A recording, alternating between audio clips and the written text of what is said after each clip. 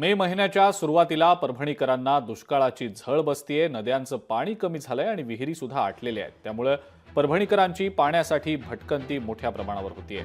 जिल्ह्यामध्ये काही प्रमाणावर टँकर सुरू करण्यात आलेले आहेत। या सगळ्याचाच आढावा घेतलाय आमचे प्रतिनिधी तैयब पठाण यांनी। पाहूया। मे महिना अर्धा संपत आलेला आहे आणि परभणीकरांना पाण्याची टंचाई जाणवत आहे।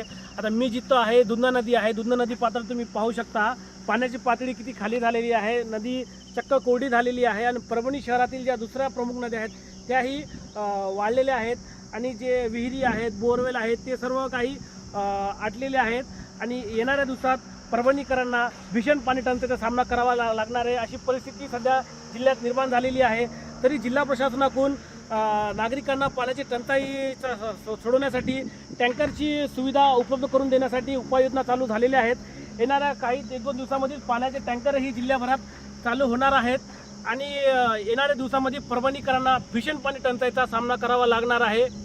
तैयब पठाण, लोकशाही मराठी, परभणी।